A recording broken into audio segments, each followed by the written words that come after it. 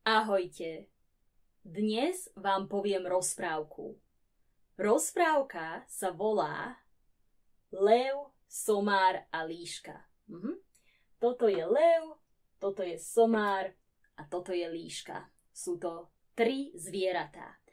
A lev, somár a líška si chceli uloviť jedlo. Uloviť znamená, že predátor chytí zviera a zje ho. Tak tieto 3 zvieratá si chceli uloviť jedlo. A lev povedal, mám nápad, mám dobrý nápad. Ulovíme si jedlo spolu. Áno, spolu. Všetci 3 budeme loviť spolu, budeme si pomáhať, budeme asistovať jeden druhému a potom si jedlo rozdelíme. A somár a líška povedali, áno, to je dobrý nápad, super, dobre. Tak lev, somár a líška lovili spolu, pomáhali si, išlo to dobre a ulovili jelenia. Toto je jeleň a lev, somár a líška ulovili jelenia. A boli šťastní, lebo jeleň je veľké zviera a to znamená, že budú mať veľa jedla. Tak, lev povedal somárovi.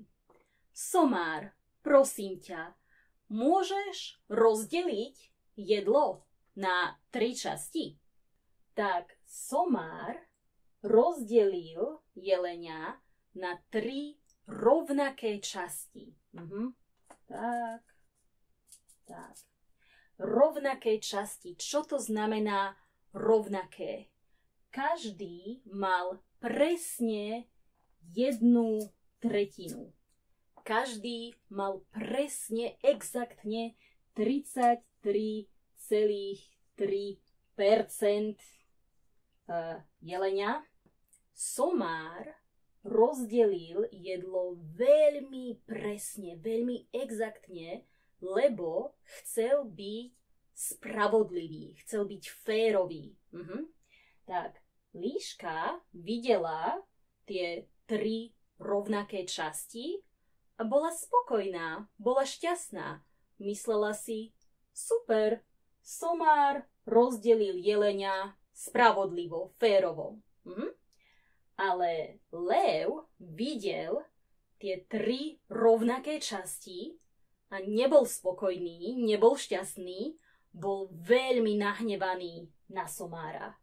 A lev kričal na somára, somár, čo je toto? Ako si to rozdelil? A lev bol veľmi, veľmi nahnevaný a lev zabil somára.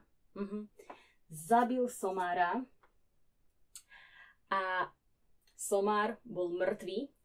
Líška bola šokovaná a lev povedal líške, líška, prosím ťa, rozdieľ jedlo na 2 časti, lebo somár to rozdelil zle.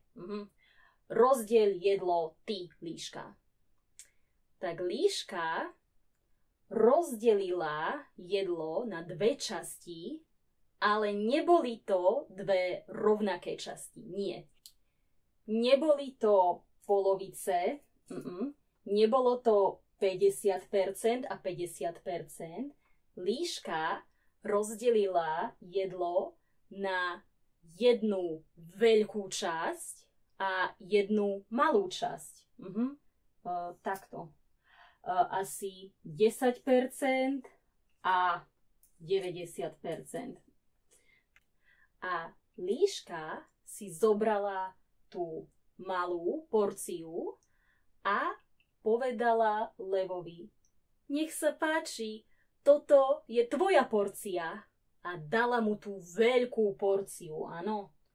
A lev bol veľmi spokojný a povedal: super, líška, výborne, wow, vidím, že ty vieš veľmi dobre, veľmi spravodlivo, veľmi férovo rozdeľovať jedlo. Super, kde si sa naučila tak spravodlivo rozdeľovať jedlo? Od koho si sa to naučila? A líška odpovedala: od somára. Naučila som sa to od somára. A tak lev zjedol svoju porciu a bol spokojný. Líška zjedla svoju porciu a bola ešte hladná, ale bola živá. Tak, a to je koniec. Čaute.